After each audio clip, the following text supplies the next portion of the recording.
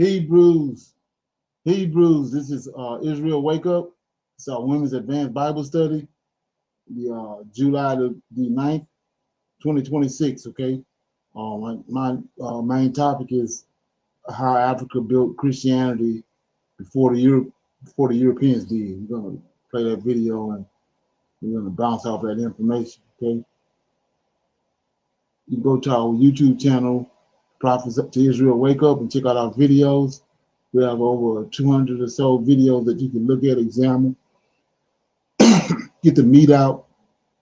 These videos will lead you to the truth of the Holy Scriptures. And if you like what you're hearing and receiving, I'm asking you to like, share, and subscribe to the channel. It'd be greatly appreciated. Okay. We have our Israel or Wake Up is our sister channel to Prophets of Awakening. If you want to, if you're interested in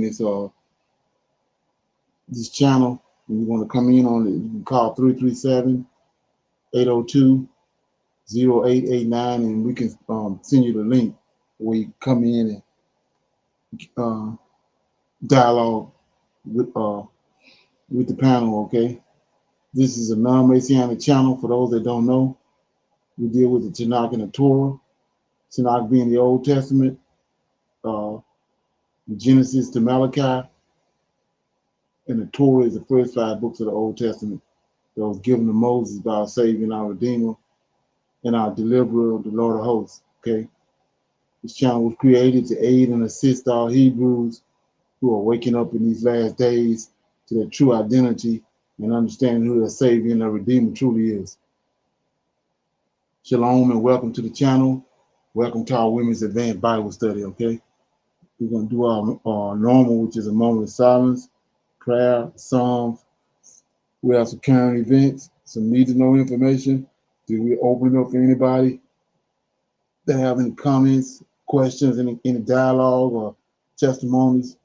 And then we'll go into our topic for discussion, which I said is how Africa built Christianity before the Europeans did. Okay. And then our scripture reading, we'll be reading out of the book of Genesis. We'll be reading out 3 chapters, chapters 26, 27, and 28.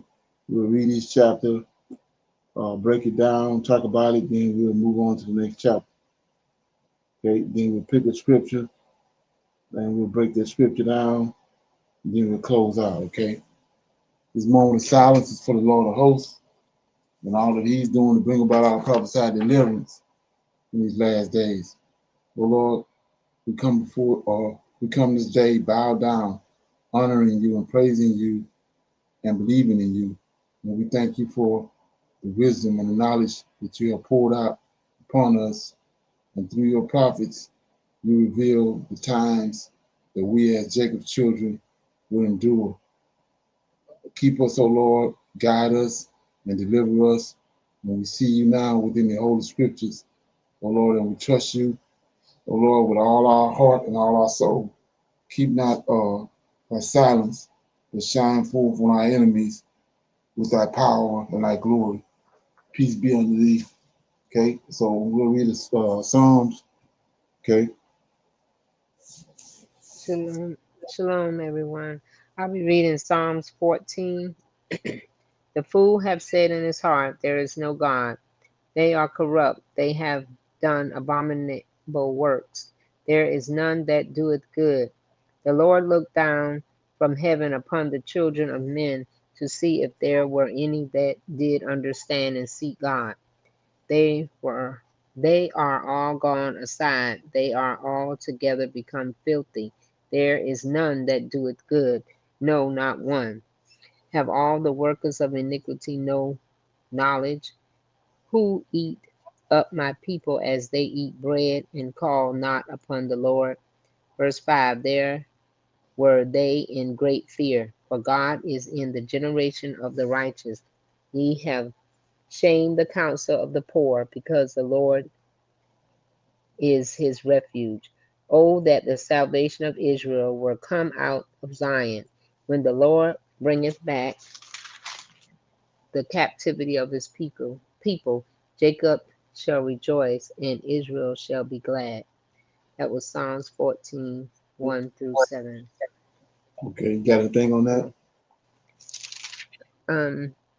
That just like it says, if you say there's no God, then you must be on the other side, because there's too much work that shows there is a God in heaven, for you to say that there's not one.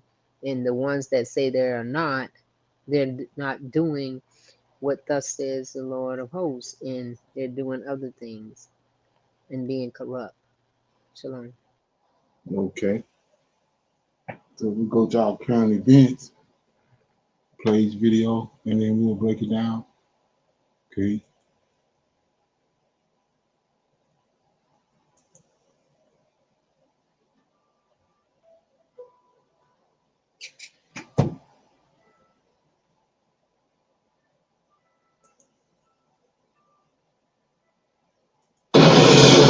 That's a very interesting question. To me, I think it's over. And what's up with the dramatics, Trump? Like, what was that? Anyway, now, President Donald Trump has confirmed that the memorandum of understanding, which was supposed to eventually lead to a peace deal between the United States and Iran, is over. The bombing has begun. The US is carrying out some pretty significant strikes against Iran. Iran is retaliating by hitting our Gulf allies, which have hosted US bases. Now, that's going to have an impact not just on our anxiety levels, but also an impact on the global economy. And so as soon as Trump made that announcement, as soon as it was clear that the ceasefire was over, well, we noticed that the oil prices are skyrocketing, and there are some, terrifying indicators in the market as well. So let's get to the details. So prior to the US carrying out this new set of strikes against Iran, and it all started yesterday, of course, the Treasury Department did something. They revoked Iran's oil sanctions. They provided Iran with waivers when it comes to oil sanctions, which is great considering the fact that with the Strait of Hormuz being closed, or with transit pretty much coming to a halt and then opening up to a trickle, there was a lack of oil supply. And so allowing for that waiver was an important way of getting more oil supply in the global economy. That's why Trump did it. Think about how insane that is. We are going to enter a war with you. I'm going to lift these sanctions temporarily, though, so you can sell oil. Because the war, of course, has the consequence of shutting down the Strait of Hormuz, which is devastating to the global economy. But anyway, last month, the Treasury Department issued a general license allowing Iran to produce, sell, and deliver oil for 2 months. That was part of the MOU. That is now gone. Okay? So the Iranian sanctions waiver was designed to give Iran greater access to American currency by allowing the country to conduct oil transactions using US dollars. And that's helpful to us because the US would like to maintain the petrodollar. If that were to change, we would be in a lot more trouble. There would be a lot less flexibility in our economy, if you will, if other countries decided to move off the petrodollar. It also allowed the American importers to buy Iranian crude oil, petrochemical products, and petroleum products. Okay, so all of that is gone now because the war has been reignited. And there is no deal. There is no path to peace at this moment. I know there are some very naive yet optimistic people out there. Like, no, there's still a chance. I don't know. I don't think the United States ever engaged in peace negotiations with Iran in good faith. And today, oil prices did spike to their highest levels in weeks. I want to note, though, it's not devastating yet. So let's take a look at this chart. So the price of Brent crude oil rose more than 7% to nearly $80 a barrel today. So obviously, there's an increase of 7%. There's no question that Trump's decision to reignite this war already has a negative impact on the price of oil. However, it's not passing, over $100 a barrel yet. Like, the longer the war drags on, the worse the price will be for tighter sanctions. Well, the sanctions are here again. And obviously, there are supply interruptions because the Strait of Hormuz is seeing, ships being targeted and struck. And Iran, whether Trump likes it or not, still maintains control of the Strait of Hormuz. Now, the Joint Maritime Information Center, which is a multinational organization that kind of assesses the threats of high-risk shipping, said just yesterday that the risk of sending ships through the strait was severe, up from substantial, with further hostile action considered likely under current conditions. So then you have Kepler, that's a maritime data company, reporting that 41 ships passed through the strait in both directions before the war. More than 130 ships a day routinely passed through the choke point between Iran and Oman. Many of the vessels that went through the strait this week used the Iranian corridor, which the Iranian authorities are trying to assert more control over the waterway, have said is the only viable route.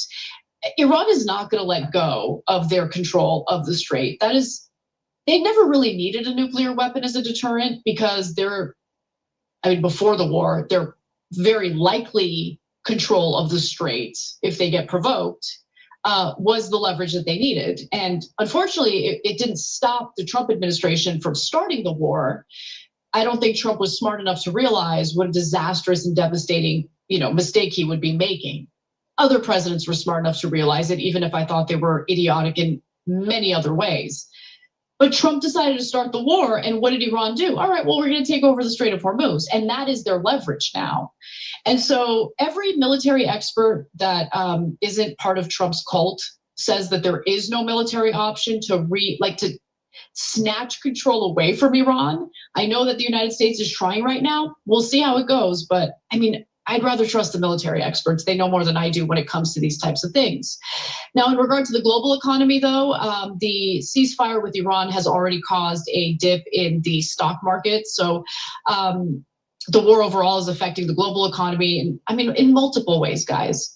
We've gone over this. I don't want to be too redundant, but it isn't just oil or liquefied natural gas that transits through the strait. What also is being transported globally through the Strait of Hormuz is 1/3 of the world's fertilizer, which is, of course, required for farmers to grow the food that we rely on. So we're going to see our global food supply take a massive hit. Obviously, global energy supply is taking a massive hit. We have a huge problem right now with the fact that we've depleted our, strategic petroleum reserve.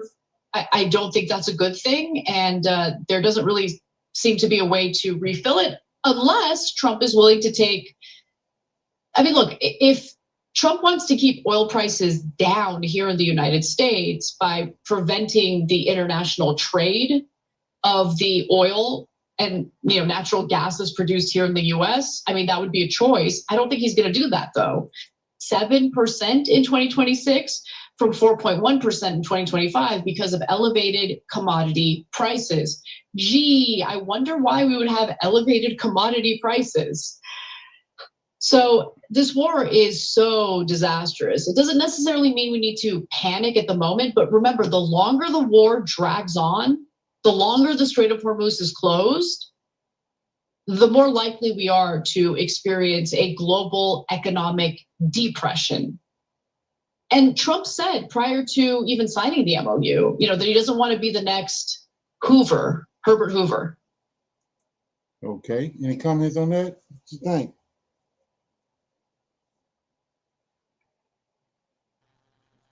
Shalom. I think that, again, as we've been saying about all of these per se charades that are going on and different deals are being made, how do you lift sanctions?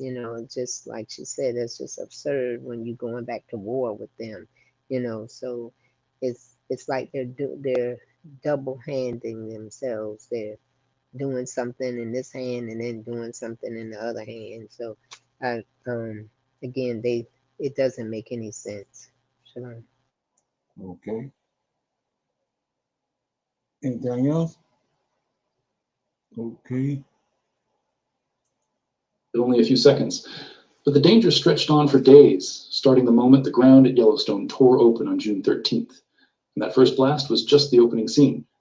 Over the following week, scientists watched the Earth keep failing, collapsing inward to form a brand new boiling pool, then spouting water 30 feet into the air on its own.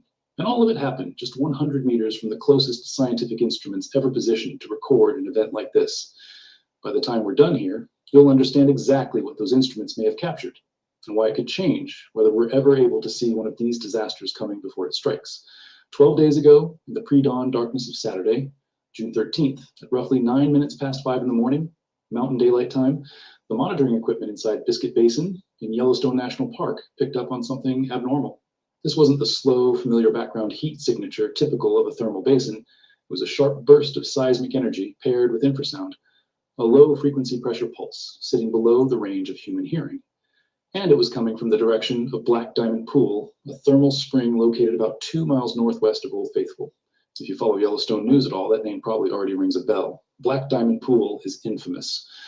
On July 23, 2024, it produced one of the most dramatic hydrothermal explosions ever caught on camera anywhere in the park, hurling water, mud, and rock 400 to 600 feet into the air, and destroying the boardwalk where tourists had been standing just moments earlier. Biscuit Basin has stayed closed to visitors ever since that day. So when the instruments lit up before dawn on June 13th, the obvious first assumption was that Black Diamond Pool had blown again. But the data quickly stopped fitting that story. And that's exactly where things get interesting. The temperature sensors sitting inside the pool itself barely moved. If the pool had genuinely detonated again, that sensor should have spiked violently. Instead, it registered only a small, modest change. Something had clearly exploded. The seismic and acoustic signals left absolutely no doubt about that. But it hadn't exploded from the famous pool everyone had their eyes on. The real answer came from a camera that had only been installed at the site the previous year, back in May of 2025. At 9 minutes and 50 seconds past 5 that morning, the camera recorded a dark plume of steam jetting upward, not from Black Diamond Pool, but from barren, entirely unremarkable ground just to the north of it. The earth had torn open in a spot with no famous feature, no warning sign, nothing but flat thermal ground that had never done anything notable before in recorded memory. Why this happens, and why it's so hard to see coming. Underneath Yellowstone's thermal basins, hot water is constantly circulating through a maze of shallow cracks and channels running through the rock. That water is rich in dissolved silica, picked up from the surrounding rock at depth. As the water rises toward the surface and gradually cools, that silica comes out of solution and precipitates onto the walls of these underground channels, slowly building up a hard, glassy mineral coating over time. And here's the trap. That silica coating is essentially impermeable. As it thickens, it can seal off an entire pathway, effectively capping a channel that had previously been venting heat and pressure safely up to the surface. Once a conduit gets sealed this way, the hot water and steam trapped beneath it have nowhere left to go. Pressure builds, temperature climbs. You end up with superheated water held under intense pressure, trapped beneath a layer of rock and mineral seal, essentially a natural pressure cooker, buried just a few feet beneath ground that people walk across every single day. And it stays stable, looking completely ordinary from the surface, right up until the moment the confining rock simply can't hold anymore. When that seal finally fails, pressure drops instantly. The superheated water flashes explosively into steam. That steam expands with enormous force, and the ground above either blows outward violently, or, as we saw in the days following June 13th, the ground destabilizes and collapses inward instead. Now connect that mechanism back to those instruments sitting 100 meters away. The single most valuable thing they could possibly have captured is a precursor, some small signal in the minutes or hours before the blast, signaling that the underground seal was about to fail. A slow creep in temperature, a subtle shift in the infrasound reading, a flicker of tiny micro-earthquakes as the rock began to crack apart. If that kind of signal genuinely shows up in the data, then the observatory may have its very first real foothold on forecasting these events, and actively reorganizing itself for almost 2 full years, finding new weak points, opening new pathways, and stubbornly refusing to return to any kind of stable equilibrium. The 2024 blast, in hindsight, reads less like a one-off accident and more like the opening act of an unstable period we're still living through right now. June 13th is simply what it looks like while that system is still actively failing. And that's exactly why the online reaction to all of this gets the actual danger so badly wrong. Every single time Yellowstone does something even slightly unusual, the same predictable wave of claims floods across the internet within hours. The supervolcano is waking up. The government is hiding an imminent super eruption. New vents and rising steam are supposedly the final warning signs before some continent-ending blast. I want to take that seriously enough to actually address it directly, because the truth here is both more reassuring and, in a strange way, more genuinely interesting than the myth. The data flatly contradicts the super eruption story, and it does so quite clearly. Yellowstone's volcano alert level remains at normal. The aviation color code remains green. Throughout the month of May, the entire park recorded only 45 small earthquakes total, the largest of which measured just magnitude 2.0, a tremor you wouldn't even feel if you were standing directly on top of it. There were no earthquake swarms. There was no significant ground deformation detected anywhere. There was no signal anywhere within the broader magmatic system suggesting that magma is actually rising toward the surface. A hydrothermal explosion like the one on June 13th is a shallow local steam event driven by groundwater and pressure just a few feet down, not by magma pushing upward. And it is absolutely not a precursor to any kind of caldera scale eruption. On this. So the reason I decided to play this video was it says that the Yellowstone is not doing the one thing that scientists warned about it. So everything they said about it, the timeline, it's all lining up. So something to keep an eye on. Any comments on that? Okay. I got some need to know information right here. I thought it was pretty interesting. Play this right quick.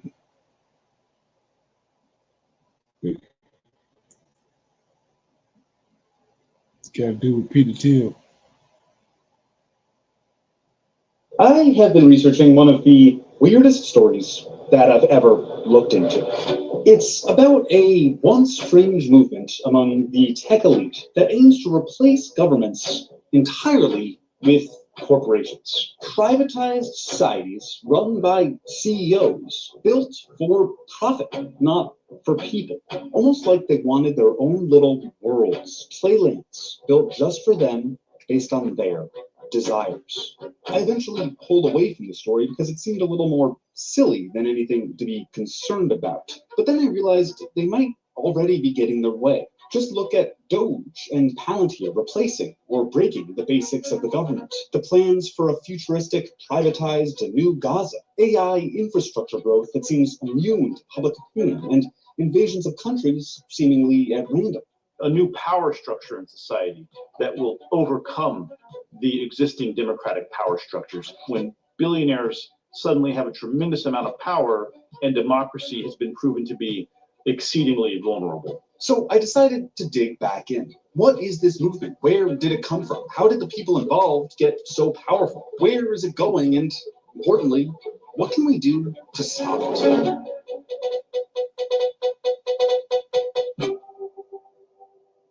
Let's go back to the weird origins of all this. In 2008, Peter Thiel first got involved in philanthropy, if you can call it that. He opened the Thiel Foundation, a nonprofit that invested in building the world Peter Thiel believed in. And one big investment sticks out, the Seasteading Institute. The Seasteading Institute was started by Patry Friedman, the grandson of Milton Friedman, the famous economist who gave politicians the academic backing to rip off the global working class. The goal of TSI was to build self-sustaining societies at sea, ruled by new governments on newly constructed land. This was particularly appealing to libertarians who wanted to escape the constraints of modern governance. The question of whether seasteading is desirable or possible, in my mind, is not even relevant. It is absolutely necessary. Peter Thiel provided the seed money for this project and set up TSI with some office space in a conference room in the Palantir office. He also hooked Friedman up with one of the co-founders, Joe Lonsdale. You know, we're the guys who create institutions that are changing the world, and we've changed a lot of industries so far here in Silicon Valley, but we haven't been able to change the government. That's a pretty hard one. Silicon Valley changing the government is exactly what Thiel wanted. I spoke with one of the people who's been following the rise of this movement better than anyone else, Gil Duran, journalist and author of The Nerd Reich, to get a better understanding of the philosophy behind all of this. There's a long history of people seeking to escape democratic societies or else to bring back monarchy or authoritarianism. In 1997, there was a book that came out called The Sovereign Individual. It argued that in the 21st century, two technologies would result basically in the overthrow of democracy and the demise of nations like the United States. Cyber currency, which we would call crypto today, and the other one was advanced automation that would create a world without jobs, and that wealthy individuals who were savvy investors could profit from this coming doom and prepare for it by making the right investments. This book had a major impact on Peter Thiel. And of course, it influenced the people Thiel was paying. Joe Lonsdale got to work. He started a nonprofit, California Common Sense, allegedly dedicated to transparency in government spending, so that voters could make a difference if they found things they were unhappy with. On the surface, that sounds great, but two founders of that nonprofit started a for-profit, OpenGov. OpenGov is a software service for government agencies to manage data. The idea of replacing democratic processes in the hands of all of us with technology in the hands of few was becoming less fringe, and other nonprofits with similar goals started popping up. But while the idea of using technology to make a decentralized country had some illustrious backers in the mid-2010s, I'm going to leverage technology to create a new country. And yes, I did say country, not company. it never really materialized on a serious level. But the think tanks would herald a few successful versions of their privatization plan. Like Sandy Springs, Georgia, famously the first city in America to privatize nearly all government services. It was the darling of the libertarian press. Everything for profit, nothing public, and a consulting firm making a little cash off the taxpayers at every juncture. Those extra taxes for corporate profit started adding up, though.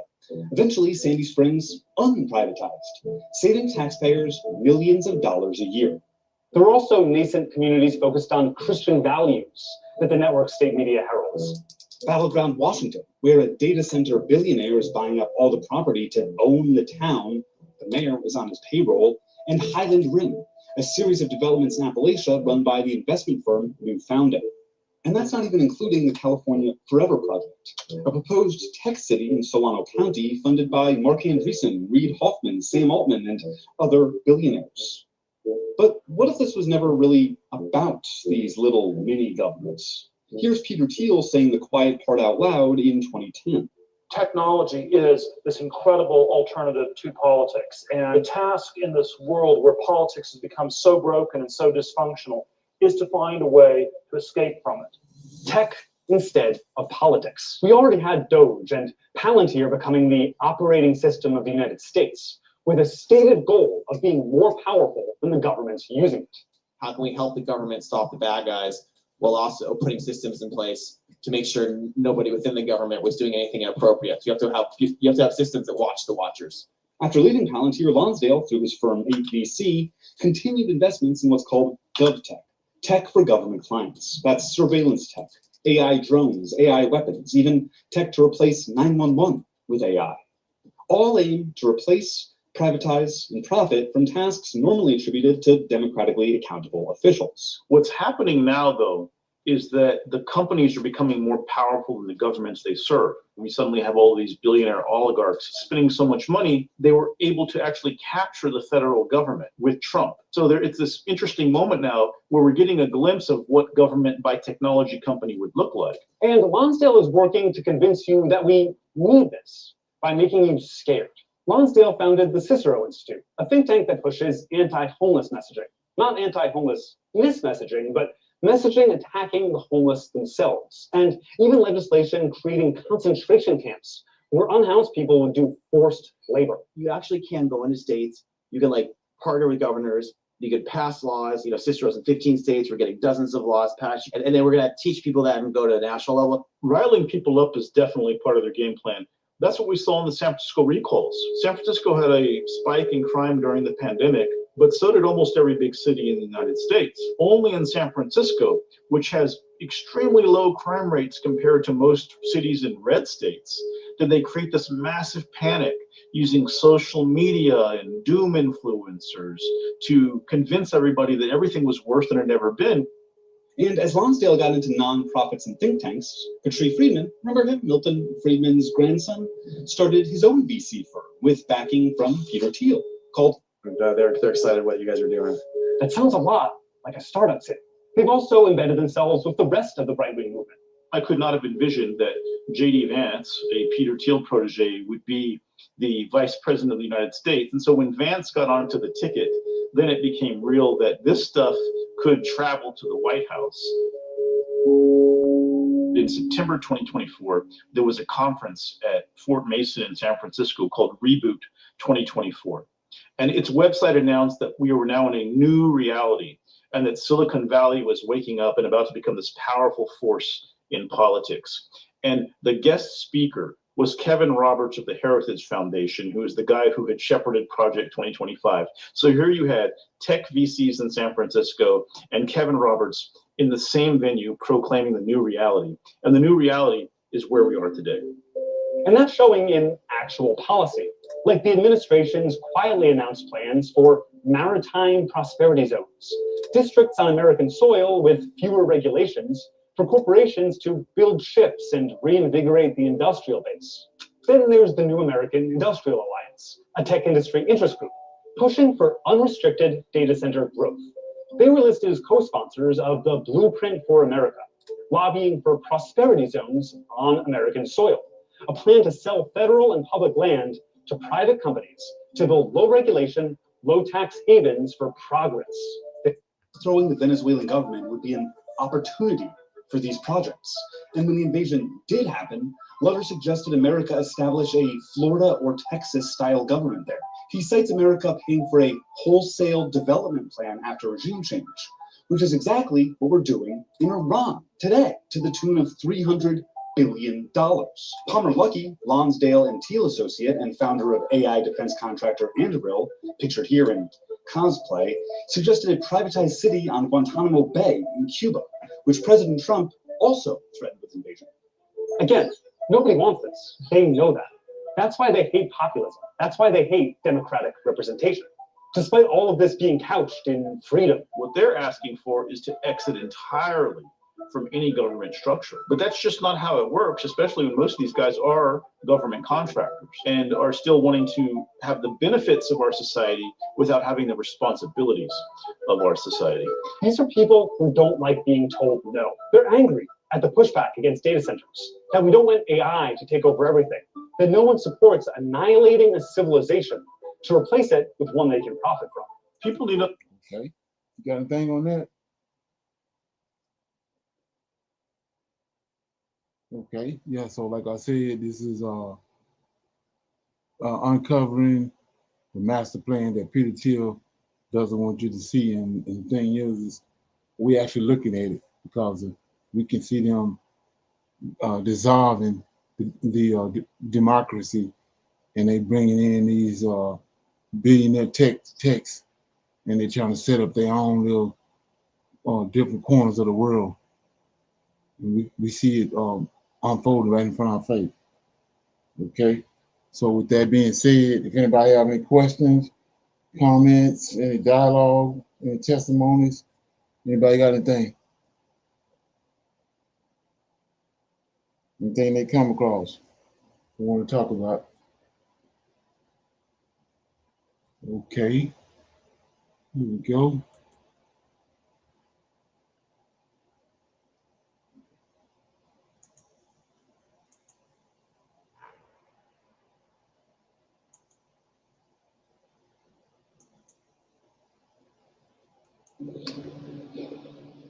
Here's the short, clean version.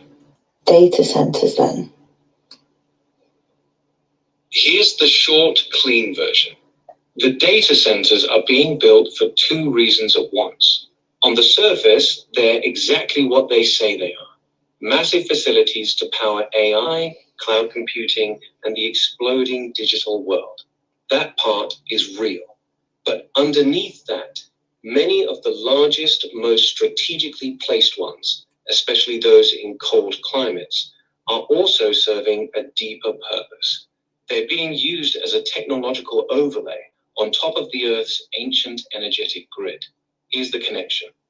Ancient high-frequency technology, some of which is buried under Antarctica, was originally placed in extremely cold locations because the tech generated enormous amounts of heat. The cold was part of the engineering. That technology is tied to the original planetary grid and is now starting to reactivate. The mimic system, the control layer that runs on Loosh and reincarnation, is racing to build its own technological nervous system across the planet. These giant data centers, with their massive electromagnetic output, cooling infrastructure, and processing power, are the perfect way to monitor and dampen the old grid, create a new digital control layer over humanity, harvest energy from billions of people constantly plugged into AI and digital systems. The extreme need for cooling is the bridge between the ancient tech and the modern one.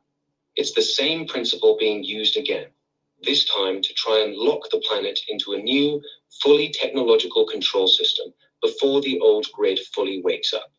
So yes, data centers are about AI and the cloud, but they're also about controlling the awakening. That's the dual purpose. So what do you... Okay. Any comments on that? What you think? Shalom. I heard that on excuse me, on some YouTube about controlling the wake, like with this AI. If a lot of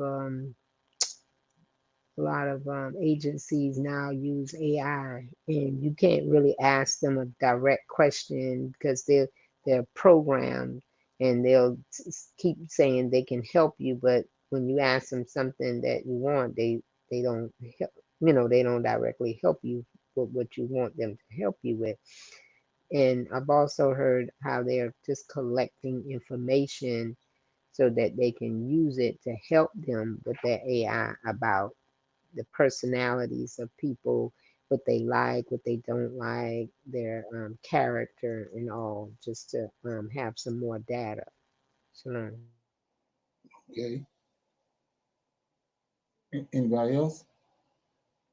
Yeah, so it's I really believe the part when she was saying about how that it's tied to an ancient Greek that, and how that it's tied to the Antarctic because of the amount of heat that it generates. So it would be not make sense that they would have it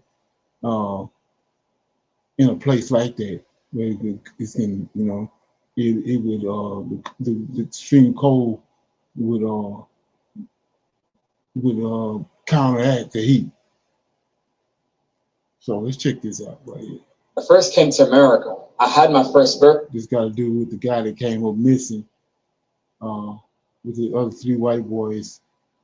They left me out there in the water. So we're going to check it out. I thought this was pretty interesting. Birthday in Meridian, Mississippi. Now I hear about Horn Island, Mississippi, where Nolan Xavier Wells lost his life on Independence Day. Most people don't know this, but Horn Island has a dark history. And guess who saw everything? Yahuwah the Most High. Americans, Americans, Americans. When will you wake up? When will you stop falling for this? Nolan Xavier Wells, 18 years old, died on the 4th of July, Horn Islands. So he went out with friends, and the boat left without him. And 2 days later, his body was found. See, most of you won't get the full picture. It's because you're stuck on racism and politics. Ephesians 6:12, for we wrestle not against flesh and blood, but against principalities and rulers of dark places. I know most people want to call this racism, but it's deeper than racism. You see, these people are demonic. These are rituals for their father, Satan. They said there's an investigation going on, and the cause of death has not yet been confirmed. I submit to you, in the name of Yahuwah, the Most High, the self-sufficient, your lawyers, the best attorney that you got, it won't save you this time. See, the truth is about to be unfolded. Most people don't know this, but Horn Island was first mapped in 1500 by one of the companions of Christopher Columbus. And then in 1699, a French military officer named it Horn Island. During World War II, the United States used Horn Island as a biological weapon testing facility. They were testing toxins on animals. They were also experimenting with insects as weapons. This isn't conspiracy, this is documented. This message is only for those who has eyes to see and ears to listen. This is spiritual, it's not natural. The craziest thing about all this, these people call themselves Christians. If you go to Deuteronomy 28, it describes the people oppressed and unseen by the system of this world. Who do you think that is? See, there's a certain group in America that thinks they're unstoppable, they're untouchable, but you're not in control of anything. Yahuwah the Most High, the self-sufficient, is about to show a lot of you. What do you do for a living? It won't matter. Are you Republican? Are you Democrat? That won't matter either. Sooner or later, you're all about to find out. See, this isn't a threat. It's prophecy, brothers and sisters. It's already written. All you have to do is read it for yourself. All praise is to the Most High. All praises. Okay. Anybody familiar with that? What happened on July 4th? No, sir, I didn't hear that, but I do agree with him that it's bigger than racism and that it's some demonic thing that is going on with that. So, Yeah, they had four people went out on a boat on July 4th. 3 white boys and a black guy. And they went to this place right here called Horn Island. And then they come back, but the black dude didn't come back. So they went to searching for him. And then finally he showed up, but he was dead. He had drowned. And what's going on now is an investigation to find out what really happened. And that's what the guy was just talking about. That it's going to be shocking, the information that is going to come out about what actually happened. So he's saying that they do rituals. You know, they do sacrifices and all that on that Horn Island. Okay. Shalom. That's why I believe it. And they probably, once they do the autopsy, going to find some things missing off that man. Okay. Shalom. Right. So my topic for discussion. Hello.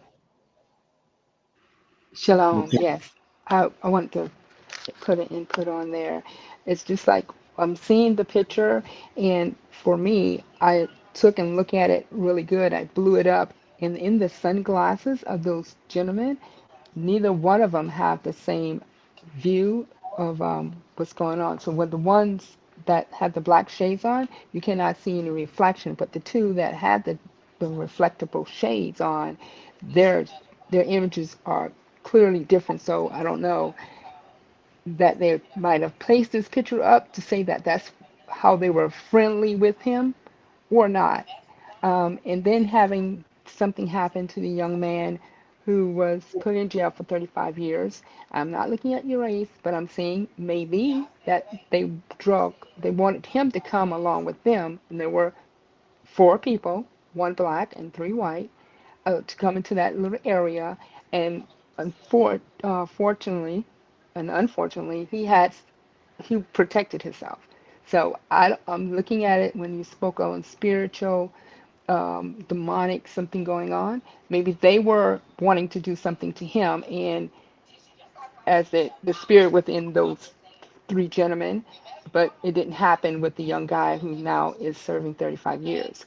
Now we have this other 3 uh, Caucasians with a black going to this island, and he's not coming back. So I mean, with that, it's a little coincidence to me how they're showing just these 2 incidents that's happening. One didn't work out, but this one here did. Okay. Okay. So we go to our topic for discussion, and this is about how Africa. And I got videos on this. So it's how Africa built Christianity. That's where Christianity come from, out of Africa, before the Europeans did. So, like I was saying, it's an African. When the Europeans came there, they took their concept from what Africans was doing. That's how you get Christianity. So let's check it out.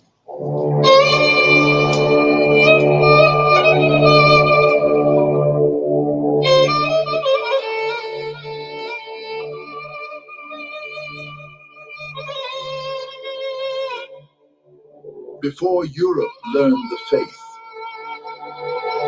Africa carried the flame.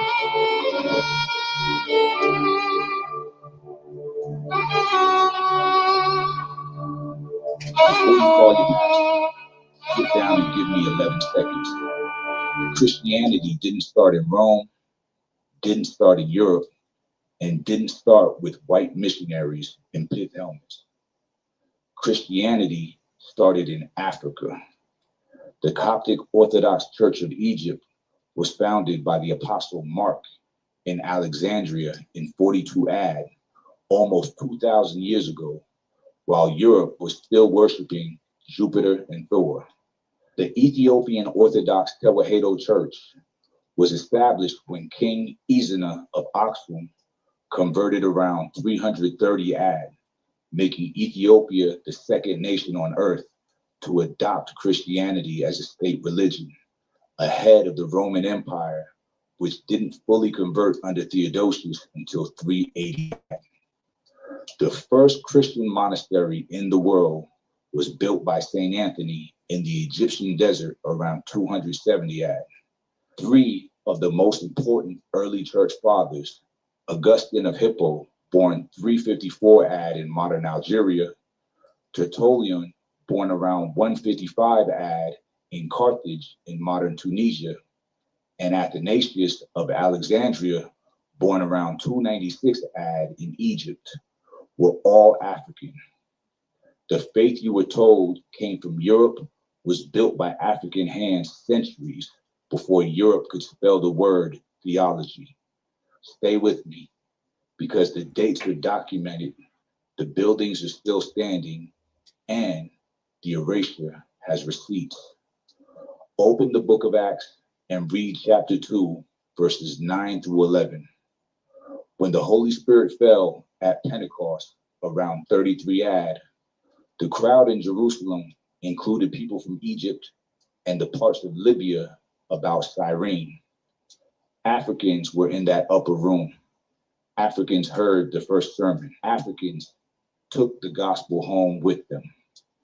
Acts chapter 8, verses 26 through 39 tells the story of the Ethiopian eunuch, a treasurer of Queen Candace of the kingdom of Meroe in what is now Sudan, who was baptized by the apostle Philip on a road outside Jerusalem and carried the faith back to Africa, probably before any apostle had set foot in Rome. That Ethiopian official is the first recorded Gentile convert to Christianity in the Bible. Not a European, an African. Riding home in a chariot with a scroll of Isaiah on his lap and the Holy Spirit on his shoulder. The faith went south before it went west. Now walk into Alexandria in 42 AD, because this is where the institution was born. Mark, the same Mark who wrote the second gospel, traveled to Alexandria according to early church historian Eusebius and founded the Christian community there. Alexandria at that time was the intellectual capital of the ancient world, home to the great library of Alexandria, a melting pot of Egyptian, Greek, Jewish, and African thought. The Coptic Church grew out of that soil. By 190 AD, the Catechetical School of Alexandria, led by a scholar named Pantaenus, was the most important theological academy in the Christian world. After him came Clement of Alexandria around 200 AD, then Origen around 215 AD, who produced more biblical commentary, philosophical theology, and textual criticism than any thinker of his era.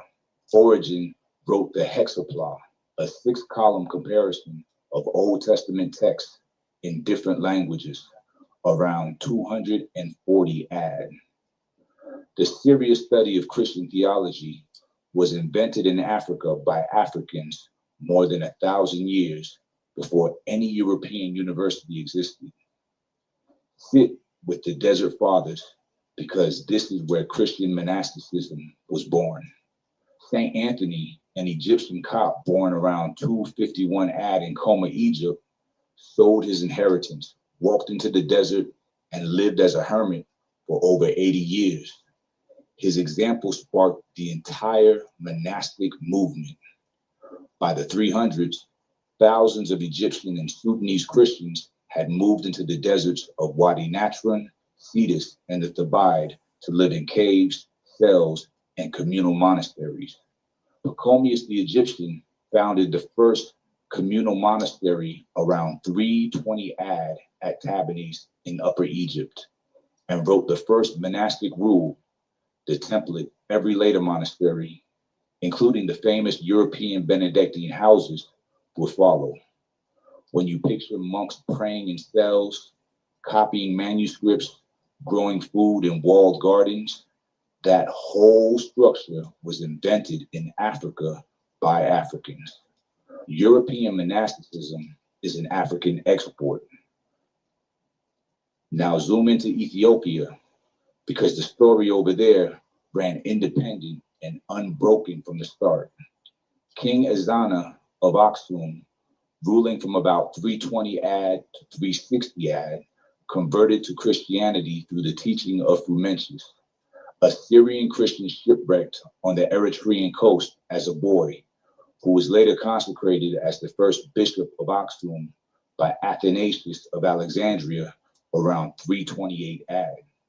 Ezana minted coins with the cross on them, making Aksum one of the earliest states to use Christian symbols on official currency. The Ethiopian Orthodox Church developed its own scriptures in Ge'ez, including books like the Book of Enoch and the Book of Jubilees that mainstream European Christianity later dropped from its Bible, but Ethiopia preserved intact. The Ethiopian biblical canon includes 81 books, more than any other Christian tradition, because Ethiopia kept the early African Christian library when Rome started trimming it. The rock-hewn churches of Lalibela, carved straight down into the bedrock between the 12th and 13th centuries under King Lalibela, are 11 medieval cathedrals chiseled out of single blocks of volcanic stone with no European blueprint and no European supervision. Africans built a stone Jerusalem in the highlands while Europe was still figuring out how to mortar a wall. Pause on the African church fathers, because these are the men who literally wrote Christian doctrine. Tertullian of Carthage, born around 155 AD in what is now Tunisia, is called the father of Latin Christianity. He coined the Latin word Trinitas, Trinity, which is how the doctrine of three persons in one God came to be expressed in every Western church for the next 1800 years. He also coined the words sacrament, person in the theological sense, and substance. Without Tertullian's African mind, Western Christian theology doesn't have a vocabulary. Cyprian of Carthage, born around 200 AD, also African, became Bishop of Carthage and wrote foundational works on the unity of the church and the role of bishops. Served from 492 to 496 AD and articulated the doctrine of the two powers, the separation of spiritual and secular authority. That shaped European political theology for the next 1,000 years. 3 African popes, 3 men of the African continent sitting on the chair of St. Peter, making decisions that shaped the entire Western Church before it had ever heard the name of Charlemagne. You weren't taught their names. That wasn't an accident. Sit with the gospel manuscripts, because the oldest physical copies of the New Testament come from Africa. The Codex Sinaiticus, dated to around 330 to 360 AD, is one of the 2 oldest complete Bibles in existence, written in Greek on parchment and preserved at St. Catherine's Monastery in the Sinai Desert until parts of it were taken to Europe in the 1800s. It didn't just begin in Africa, it bled in Africa. The arenas of Carthage and the streets of Alexandria soaked up the blood of believers whose names are still spoken in churches that don't even know they're quoting Africans. Now feel the rage point at the right target, because the erasure is documented and the motive is plain. When European powers colonized Africa starting in the 15th century and accelerating through the 19th and 20th centuries, they arrived with missionaries who told African people that Christianity was a European religion they were generously bringing as a gift. Professors was systematized by Athanasius of Alexandria and the Cappadocian Fathers in the 4th century, with Athanasius leading the African contingent. When you stand in church and recite, "I believe in one God, the Father Almighty," you are reciting a creed written largely by Africans against the European Aryans who tried to water it down. Sit with the Nag Hammadi Library, because this is the kind of receipt nobody can ignore. In December 1945, an Egyptian farmer named Muhammad Ali al-Saman, digging for fertilizer near the town of Nag Hammadi in Upper Egypt, found a sealed clay jar containing 13 leather-bound codices full of Coptic Christian writings dating to around 350 AD. Inside were gospels, treatises, and theological texts, including the Gospel of Thomas, the Gospel of Philip, the Gospel of Mary, and the Apocryphon of John. These texts had been preserved by African Christian monks in the Egyptian desert for 1,600 years before a farmer accidentally rediscovered them. Asceticism, Trinitarian theology, or the early creeds without crediting Africa, write the names down and bring them up after service. Teach the kids the names. Mark in Alexandria, 42 AD. Anthony in the Egyptian desert, 270 AD. Athanasius of Alexandria, 296 AD. Augustine of Hippo, 354 AD. Tertullian of Carthage, 155 AD. Cyprian of Carthage, 200 AD. Perpetua and Felicity, 203 AD. Pope Victor I, 189 AD. Pope Miltiades, 311 AD. Pope Gelasius I, 492 AD. King Ezna of Aksum, 330 AD. King Lalibela, 12th century. Earlier in Egypt, in Ethiopia, in Carthage, in Alexandria. The chain of African Christian witness was never broken on the continent. The Coptic and Ethiopian Orthodox churches have prayed without interruption for nearly 2,000 years. Okay. Any comments on that? What you think? Shalom. Can you all hear me? Yes. Yes. Okay. So if you can kind of reiterate what he's saying about the first Christianity, and then he goes to Acts 2, um, is that not watered down again and not, what we've been learning about the New Testament? Shalom. Yes, yes. The thing he's saying is that they wanted you to think, like he said, when the Christian, those European missionaries came, they wanted they were watered everything down and said that it came out of Europe. But what he's proving is that Christianity came out of Africa. Shalom. But is that Christianity the same when he says it came out of Africa, the same as what the European have, and they look more towards the New Testament than the Old Testament? Right. Yeah, Does it's the the same Christianity. It's just that they claimed it. They stole it like they did everything else. But the Africans created it. Then they stole it. It's the same Christianity. It's just that it has African origins. Shalom. Okay, shalom. Thank you, sir. Mm. Shalom. Um, my question is, being so that they're emphasizing that it's in Acts and read in Acts about it, are they speaking with the Christianity? And I remember breaking down the word Christian as being Christ-like, and Christ is JC. So are they saying that Christians are the believers of JC, and this is what they were doing, believing in JC, and they're the ones who came up with you know, Christianity, and having them now saying that the face of JC was really black? Um, could that be something they're pushing now more and saying it was in Ethiopia and all this? Where were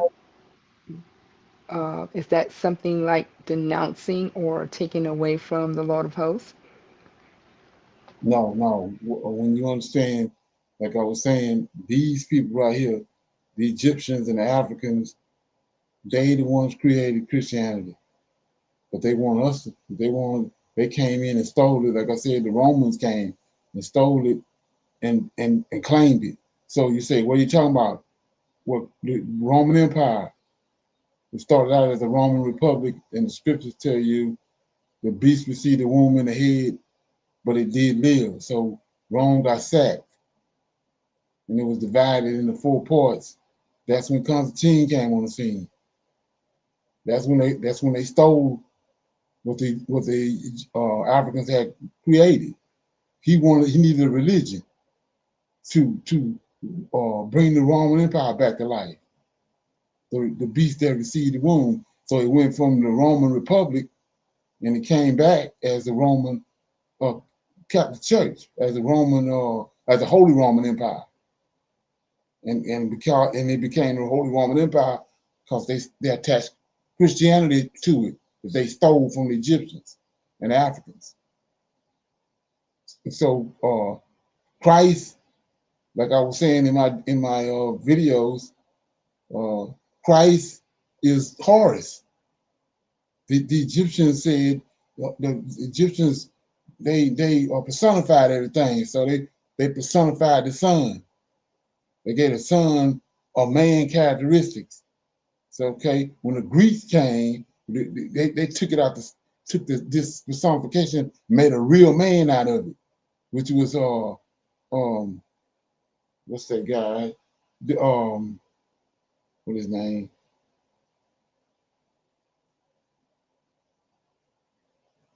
Christos. He took him out the sky and made a man, what they call a Black Madonna. That's the reason why all these popes bow down and pay homage to these Black Madonna images, because that's where they got the Christos from. Then from there, that's how they got. Then when Constantine got onto it, that's when Constantine made Jesus Christ. But when the original person they had was, they took this man from this black guy. Well, they took an image. I mean, well, like I said, personification, and they took it and made an actual man out of it. Then when the Greeks and the Roman Empire got it, they made a god. That's when Constantine went to the Council of Nicaea, and he put all these gods on the table, and then they came up with let me see what they had. They finally came up with Zeus. They had to pick from 16 gods. They had Zeus, and they had the one in India. Can't think his name. It was Zeus and this other guy in India, and then they put those 2 names together. Krishna, the god in Krishna, and they had Zeus. They put those together and made Zeus Krishnas. That's how then eventually it became Jesus the Christ. That's how you get there. It's a transformation that took place through a timeline, how you get to the Christianity that we have today. But it started like this guy, like they showing you in the video. It started in Egypt. I mean, it started in Africa. It's African concepts, African ideals, and then they stole it. Constantine stole it. And like he said, Ethiopia had the concept of Christianity before the Roman Empire did. And like I said, it was you can look these things up. It was Coptic. When you go Coptic Christianity is where it started. So when they say that all these Christian people was dying in their arenas, it was these people. It was Gnosticism. Gnostics. That's who they was killing. When they talk about the catacombs and all that, they stole the religion from the Gnostics, but they had to destroy the Gnostics in order to get their religion. So they killed off this whole group of people that had this understanding. And then they took it for themselves, attached the Roman Empire to it, built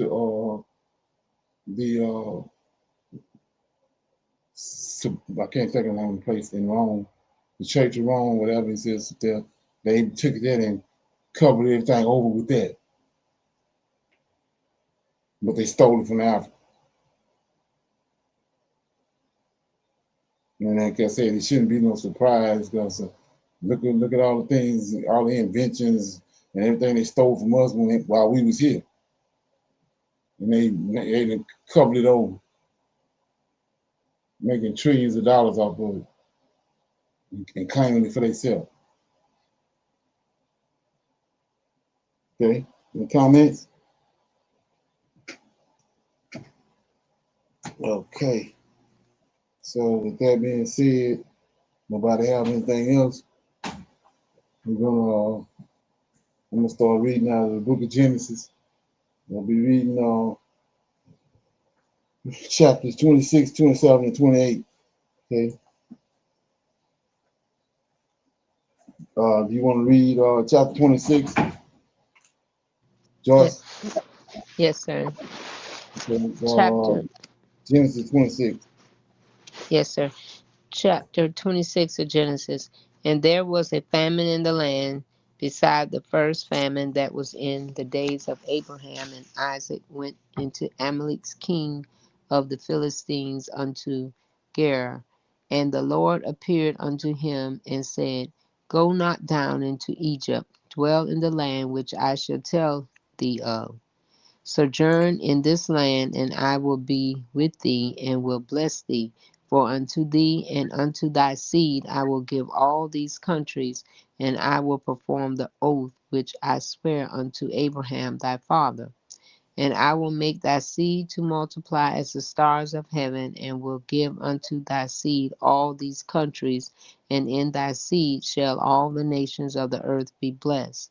Verse 5, because that Abraham obeyed my voice and kept my charge, my commandments, my statutes, and my laws. And Isaac dwelt in Gerar. And the men of the place asked him of his wife, and he said, She is my sister. For he feared to say, She is my wife, lest, said he, the men of the place should kill me for Rebekah, because she was fair to look upon.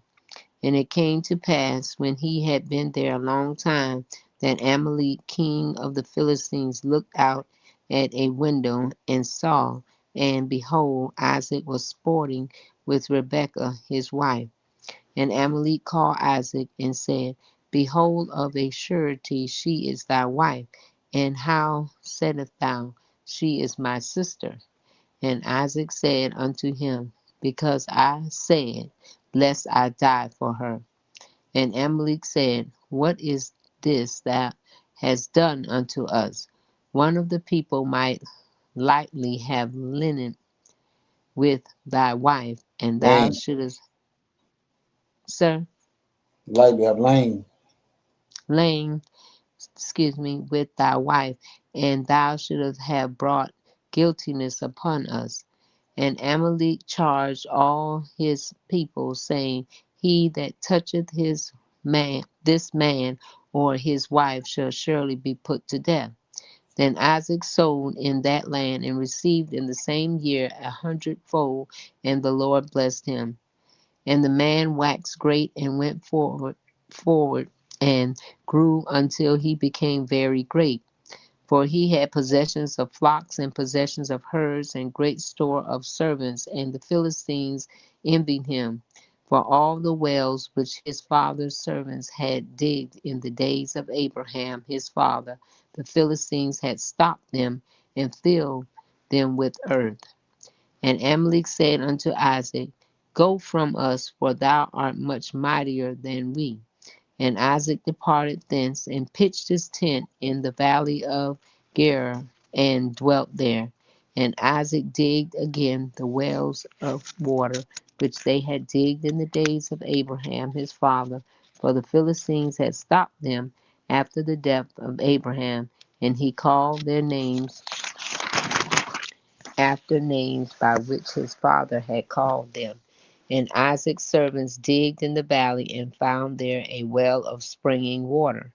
And the herdmen of Gerar did strive with Isaac's herdsmen, saying, The water is ours. And he called the name of the well Esek, because they strove with him. And they digged another well and strove for that also, and he called the name of it Sinah. And he removed the thence and digged another well, and for they strove not, and he called the name of it Rehoboth. And he said, For now the Lord hath made room for us, and we shall be fruitful in the land. And he went up from thence to Beersheba, and the Lord appeared unto him in the same night, and said, I am the God of Abraham thy father. Fear not, for I am with thee, and I will bless thee, and multiply thy seed for my servant Abraham's sake. And he built an altar there, and called upon the name of the Lord, and pitched his tent there, and there Isaac's servants digged a well. And Amalek went to him from Gerar and Hazusath, or I'm not pronouncing that, Hazudat, one of the friends of Pinchcol, the chief captain of his army. And Isaac said unto them, Wherefore come ye to me, seeing ye hate me, and have sent me away from you? And they said, We saw certainly that the Lord was with thee, and we said, Let there be now an oath between us, even between us with thee, and let us make a covenant with thee, that thou wilt do us no hurt, as they have not touched thee, and as we have done unto thee nothing but good, and have sent thee away in peace. Thou art now the blessed of the Lord. And he made them a feast, and they did eat and drink. And they rose up betimes in the morning, and sware one to another. And Isaac sent them away, and they departed from him in peace. And it came to pass the same day that Isaac's servants came and told him concerning the well which they had digged, and said unto him, We have found water. And he called it Sheba. Therefore the name of the city is Beersheba unto this day. And Esau was 40 years old when he took to his wife Judith, the daughter of Beeri the Hittite, and the Bashemite, the daughter of Elon the Hittite, which were a grief of mind unto Isaac and to Rebekah. That was Genesis 26, 1 through 35. Okay. You got anything on A question, okay, in this last verse, when it says that when Esau was 40, and then he took his wife Judith and that daughter, and of Beri the Hittite, and Bashmith the daughter of Elam the Hittite, which were a grief of mind unto Isaac and to Rebekah. What do they mean by were a grief of mind? if you go back to one of the blessings when Isaac blessed Esau and Jacob, and Rebecca told him, "Don't marry." Remember that? Don't marry the Oh Hittite. yeah, and he Marry been the Canaanite yeah, women. that's The right. 7 nations of Canaanites. And they weren't Okay. supposed to marry into those. So when Esau married these 2 Hittite women, it grieved Jacob. It grieved Isaac and Rebekah. Okay. Yes, sir. Right. Okay, and then when they went to dig these all of these wells, and he had to go to the other land, why was he being pushed away to go, to the other land? They ain't want them there. But when you understand it's the Lord of hosts behind it, if you go down to verse 23, Uh-huh. earlier, remember this is the same place that Abraham was at. Remember with Okay. Amalek, he made the covenant with Amalek. Yes. He was in Gerar, so he took it and set aside seven male rams, right? And he made the covenant with Amalek. Yes, sir. So that place was called Bathsheba. Okay. So by the time Isaac get there, these people, these Philistines had covered up all the wells that Abraham had dug. Mm-hmm. So Isaac came and he digging wells to reestablish it. They don't want him there. But notice what happened in Right. 22. Notice what happened. He went up from thence to Bathsheba. So now he in the same place where Abraham made the oath with Amalek. See that? Right. Yes, sir. And Now 24. And the Lord appeared unto him in the same night. Because now he in the right place. right. And then they just start springing up the wells because they had already been built by Abraham, and they covered them up. Okay. Right. But the Lord of hosts want Isaac in a certain place. Yes, sir. So when he got to where he wanted him at, that's when he appeared to him. And then all the blessings came. Yes, Okay. sir. So I'm in chapter 27. Jacob obtained Isaac's blessings. And it came to pass that when Isaac was old and his eyes were dim, so that he could not see, he called Esau his eldest son and said unto him, my son. And he said unto him, behold, here I am. And he said, behold, now I am old and know not the day of my death. Now therefore take, I pray thee, thy weapons, thy quiver, and thy bow, and go out to the field and take me some venison, and make me savory meat, such as I love, and bring it to me, that I may eat, that my soul may bless thee before I die. And Rebekah heard when Isaac spake unto Esau his son, and Esau went to the field to hunt for the venison and to bring it. And Rebekah spake unto Jacob her son, saying, behold, I heard thy father speak unto Esau thy brother, saying, bring me venison and make me savory meat, that I may eat and bless thee before the Lord before my death. Now therefore, my son, obey my voice according to that which I command thee. Go now to the flock, fetch me from thence 2 good kids of the goats, and I will make them savory meat for thy father, such as he loved, and thou shalt bring it to thy father, that he may eat, and that he may bless thee before his death. And Jacob said to Rebekah his mother, behold, Esau my brother is a hairy man, and I am a smooth man. My father peradventure will feel me, and shall seem to him as a deceiver. I shall seem to him as a deceiver, and I shall bring a curse upon me, and not a blessing. And his mother said unto him, upon me be thy curse. My son, only obey my voice and go fetch me them. And he went, and he fetched and brought them to his mother, and his mother made savory meat, such as his father loved.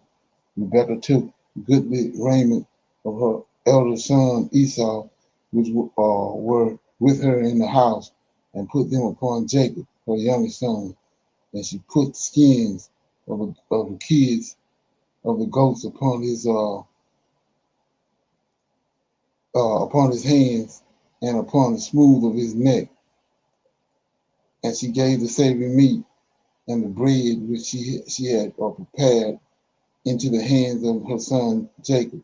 And he came in unto his father and said, My father. And he said, Here I am. Who art thou, my son? And Jacob said unto his father, I am Esau, thy firstborn, and I have done according as thou badest me. Arise, I pray thee, sit and eat my venison, that thy soul may bless me. And Isaac said unto his son, How is it that thou hast found it so quickly, my son? And he said, Because the Lord thy God brought it to me. And Isaac said unto Jacob, Come near, I pray thee, that I may feel thee, my son, whether thou be my very son Esau or not. And Jacob went near unto Isaac, his father, and he felt him, and he said, The voice of Jacob's voice, but the hands are the hands of Esau. And he discerned him not, because his hands were very hairy, as his brother Esau's hands. So he blessed him. And he said, Art thou my very son Esau? And he said, I am. And he said, Bring it near to me, and I will eat of my son's venison, that my soul may bless thee. And he brought it near to him, and he did eat, and he brought him wine, and he drank. And his father Isaac said unto him, Come near now, and kiss me, my son. And he came near and kissed him, and he smelled the smell of his raiment, and blessed him, and said, See, the smell of my son is as the smell of a field which the Lord hath blessed. Therefore God gave thee of the dew of heaven, and the fatness of the earth, and plenty of corn and wine. Let people serve thee, and nations bow down to thee. Be Lord over thy brethren, and let thy mother's sons bow down to thee. Cursed be everyone that curseth thee, and blessed be he that blesseth thee. And it came to pass, as soon as Isaac had made an end of blessing Jacob, and Jacob was yet scarce gone out of the presence of Isaac his father, that Esau his brother came in from his honey, and he also had made savory meat, and brought it unto his father, and said unto his father, Let my father arise, and eat of his son's venison, that thy soul may bless me. And Isaac his father said unto him, Who art thou? And he said, I am thy son, thy firstborn, Esau. And Isaac trembled very exceedingly, and said, Where is he that hath taken venison, brought it to me, and I have eaten of all before thou camest, and I have blessed him, yea, and he shall be blessed. And when Isaac heard the words of his father, he cried with a great and exceedingly bitter cry, and said unto his father, Bless me, even me also, O my father. And he said, Thy brother came with subtlety, and have taken away thy blessing. And he said, Is not he rightly named Jacob? For he hath supplanted me these 2 times. He took away my birthright, and behold, now he hath taken away my blessing. And he said, Hast thou not reserved a blessing for me?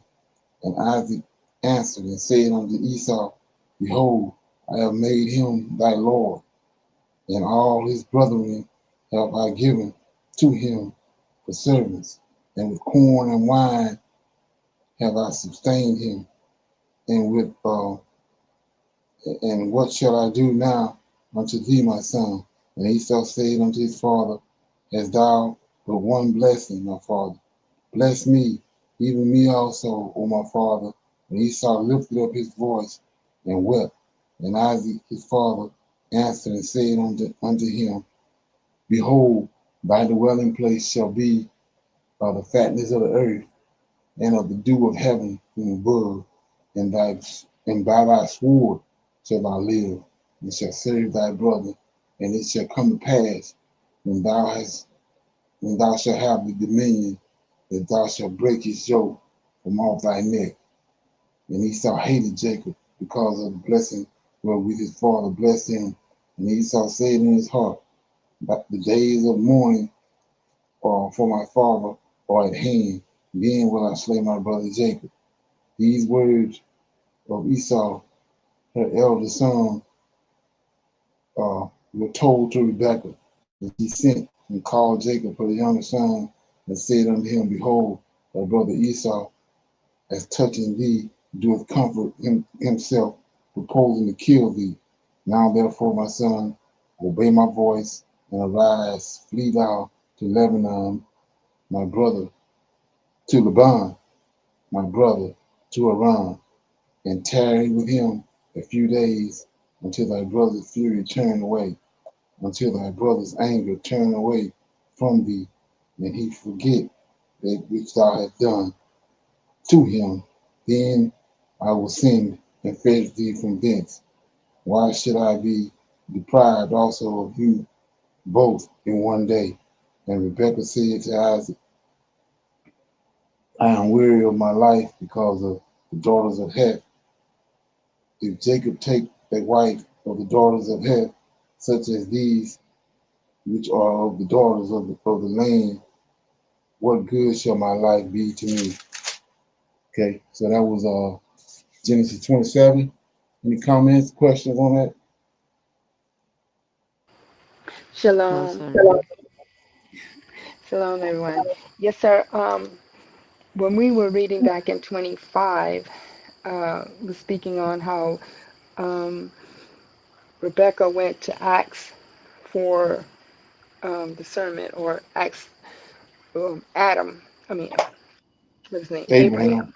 Abraham. And when he told him about the basically the prophecy that Jacob will be the one, then when she overheard him speaking, Isaac speaking to um, Esau, then she had to act, get in, start, putting herself into that position where she can get Jacob to be the one that Abraham said that he was going to be over that, be the king, be the chosen one. So by her doing that, and it's like, to me, like I said before, it was like being deceitful, and they're not trusting anybody, because when Isaac called Esau to his side, he kind of like whispered to him and told him that's what he wanted him to do.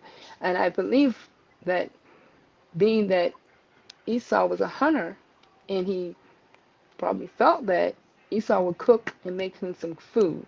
And I guess he was thinking that because Esau is the firstborn, out of the twins, he came first, that he was good, that he could hunt, and then he gonna make this food for him.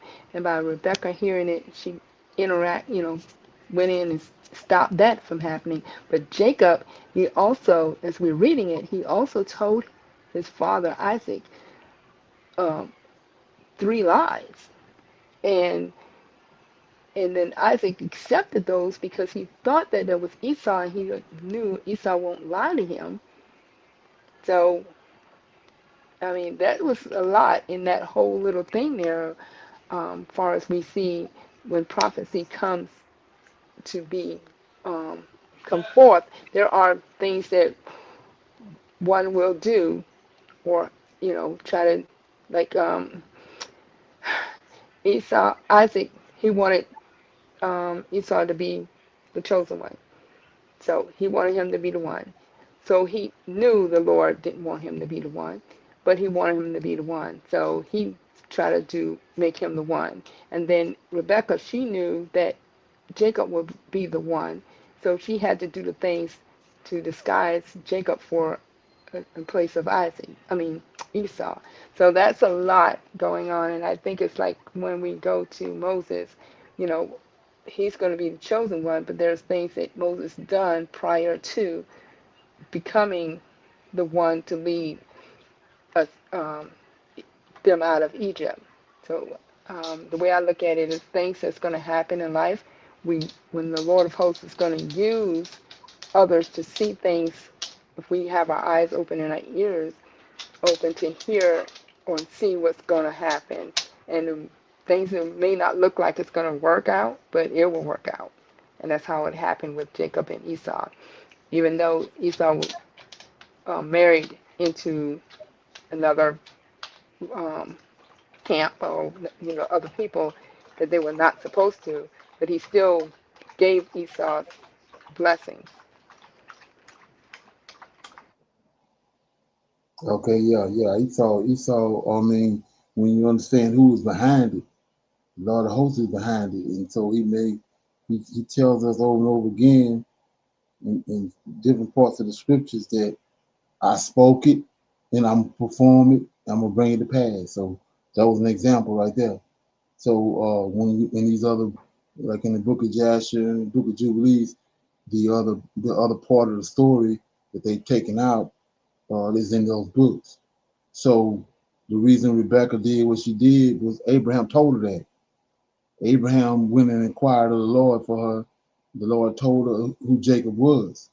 He told Abraham who Jacob was. He told Abraham who Jacob was, and he told him what Isaac was going to do. So Abraham told Rebecca what she had to do in order for Jacob to receive the blessing. He told him what he had to do. So when she heard what he told Esau to do, that was her cue. So she went immediately and done what Abraham told her that she had to do. And see, was something going on with Isaac because he was it's something he done. And like I said, I think what it is, it's got to do with, like I said, I don't think Esau is not Isaac's son, just like Cain wasn't Adam's son. And I think it had something to do with that. If you go back to all the men, Moses, when he took Moses up on the mountain and when he killed Moses, he said Moses was strong, and he was nothing wrong with him. He was old, but he was strong, and all the other men, they was the same way. So why was Isaac blind? Why was Isaac feeble? It's something he done. And like I said, I think it's tied to Esau and Jacob. And so we see what Esau is. So why did he love Esau? Why did he love Esau above Jacob?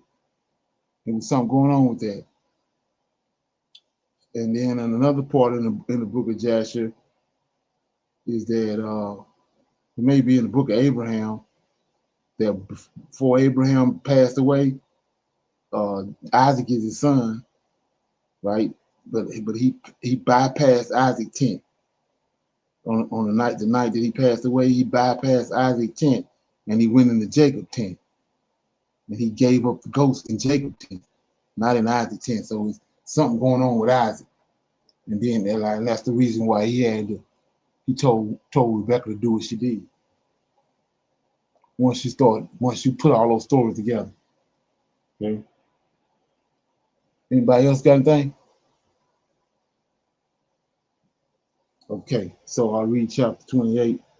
Okay, it says, and Isaac called Jacob and blessed him and charged him and said unto him, thou shalt not take a wife for the daughters of Canaanite. We just talked about this right here. Arise, go to Panorama, to the house of Bethel, thy mother's father, and take thee a wife from thence of the daughters of Laban, thy mother's brother. And God Almighty bless thee and make thee fruitful and multiply thee, that thou mayest be a multitude of people, and give thee the blessings of Abraham to thee and to thy seed with thee, that thou mayest inherit the land wherein thou art a stranger, which God gave unto Abraham. Okay? Let me highlight this right quick. Okay. And Isaac sent away Jacob, and he went Panorama unto Laban, son of Bethuel the Syrian, the brother of Rebekah, Jacob's and Esau's mother. And when Esau saw that Isaac had blessed Jacob and sent him away to Panorama to take him a wife from thence, and that as he blessed him, he gave him a charge, saying, Thou shalt not take a wife of the daughters of Canaan. And that Jacob obeyed his father and his mother and was gone to Panorama. And Isaac, seeing that the daughters of Canaan pleased not Isaac and his father, being with Esau unto Ishmael, and took unto the wives of which he had Mahalath, the daughter of Ishmael, Abraham's son, and sister of Levi, to be his wife. And Jacob went out from Beersheba and went toward Haran, and he lighted upon a certain place and tarried there all night because the sun was set. And he took up of the stones of that place and put them for his pillows and lay down in that place to sleep. And he dreamed, and behold, a ladder was set up on the earth, and the top of it reached to heaven. And behold, the angels of God ascended and descended on it. And behold, the Lord stood above it and said, I am the Lord God of Abraham, thy father, and and the God of Isaac. The land wherein thou liest, to thee will I give it, and to thy seed, and thy seed shall be as the dust of the earth, and thou shalt spread abroad to the west, and to the east, and to the north, and to the south, and in thee and in thy seed shall all the families of the earth be blessed. And behold, I am with thee, and I will keep thee in all places where thou goest, and I will bring thee again into this land, for I will not leave thee until I have done that which I have to thee, spoken to thee of. Okay? And Jacob awakened out of his sleep, and he said, Surely the Lord is in his place, and I knew it not. And he was afraid and said, How dreadful is this place! This is none other but the house of God, and this is the gate of heaven.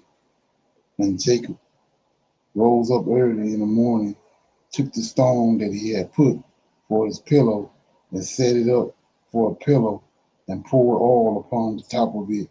And he called the name of the place Bethel, but the name of the city was called Luz at the first.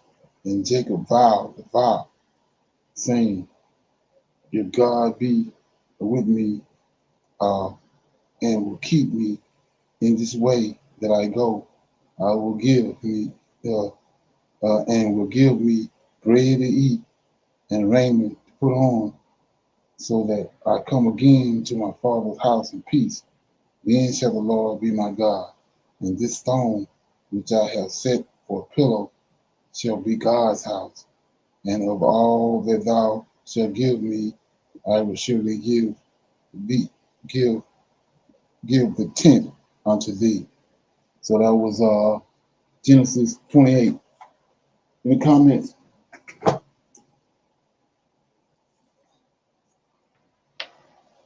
Okay, Shalom. so all right. Yes, sir. So when Esau saw that Jacob got the blessing, and being that he did not marry, did not marry a Canaanite, did Esau go ahead and marry his uncle Ishmael's daughter? Right. Okay. So he was trying to Y'all make things. already married two Hittite women. Yes, sir. So he was trying to thinking that he can make it right by going and marrying um like he was told to do, but it was too late because he already the first time he married the Canaanite, so he messed up the first time, and by marrying into his uncle's daughter, it still didn't change anything for him, right? Right. Exactly. Yeah, yeah. If he was trying to make it right, he would have got rid of those two Hittite women, but he kept them, and then when he got Ishmael's daughter too. So he just compounded the problem. Okay. Yes, sir. Thank you. Okay. Anything else before we're gonna pick a scripture and close out? Anybody got anything else? Mm. Shalom. No, sir, but I have scripture. Okay. It's in excuse me, the book of Barak, 3 Barak, and it's chapter 11. It's a little bit. I have to read it to get to the question. And the messenger took me and led me from there to the fifth heaven, and the gate was closed. And I said, Lord, is this gateway not open that we may enter? And the messenger said to me, we cannot enter until Michael comes, who holds the key of the kingdom of heaven. But wait, and you will see the glory of God. And there was a great sound as thunder, and I said, Lord, what is this sound and thunder? And I said, Lord, excuse me, I read it twice. And he said to me, even now Michael, the commander of the messengers, come down to receive the prayers of men. And behold, a voice came, let the gates be open. And they opened them, and there was a roar of thunder. And Michael came, and the messenger who was with me came face to face with him and said, Greetings, my commander, and that of our order. And the commander Michael said, Greetings, you also, our brother and the interpreter of the revelations to those who pass through life virtuously. And having saluted one another, thus they stood still. And I saw the commander of Michael say, Greetings, you also, our brother, and the interpreter of the revelation to those who pass through life virtuously. And having saluted one another, thus they stood still. And I saw the commander holding an exceedingly great vessel. Its depth was as great as the distance from heaven to earth, and its breadth as great as the distance from north to south. And I said, Lord, what is that which Michael the chief messenger is holding? And he said to me, this is where the merits of the righteous enter, and such good works as they do, they are escorted before the heavenly God. That was 3 Barak chapter 11. The way that, is this some typology or is this right? This is in the Apocrypha, and is is it is this right? Because it's saying like he's come down to hear the prayers, and then he has this big vessel that's so deep and big and wide. But how's Barak, is Barak the same size? Because this sounds like it just paints him like very huge. Right. Yeah, well, my understanding is that they got one thing right. We know that Michael is one to receive the prayers and all that, but I Right. think that whole situation is taken out of it was taken from somewhere else and put there in that context because of I don't see Barak being taken up to heaven. That was Right. that was set aside for Enoch. So I don't see Yes, that. sir. I'm thinking they getting parts of Enoch and taking it and putting it, tying it up over there. Yes, sir. All right. Okay. So Thank you. okay. Shalom, So I have a question. Um, they said the fifth heaven. So is it seven heavens? And wasn't the fifth heaven of like purgatory or something like that? it's third heaven. Sir? Third heaven is where the Purgatory? no where the angels are bound at. Yes, sir. So the fifth heaven, Purgatory don't exist. That's Christian stuff. Okay, so the fifth heaven is also where the angels are? That's where the fallen angels at. That's where they bound at. Okay. Right. Yes. And the seventh heaven is going you got seven angels, each one of them is in the heaven. And then you got the heavens of heavens, that's where Yahweh is. Okay. Right. Thank you. Okay. So with that being said, nobody else have anything else? I'm gonna say shalom to everybody, and I'll be back here probably. It's gonna be Sunday for a Sunday event Bible study because something has come up, and I can't. I gotta deal with it, so I'm gonna deal with that, and I'll see everybody on Sunday for our Sunday event Bible study. Okay. More than likely, I have some classes, pre-recorded classes posted. So with that being said, I'm gonna say shalom, shalom, and another shalom. Shalom. Thank you, Shalom. sir. Thank you for the class. Shalom. Thank you.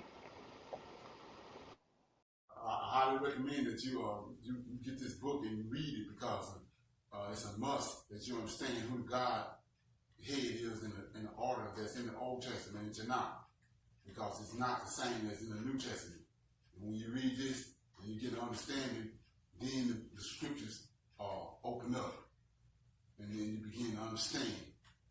So I highly recommend that you get this book. It's the Elohim of Israel, and it's a breakdown on the word Elohim and who the God of Israel is and the Godhead.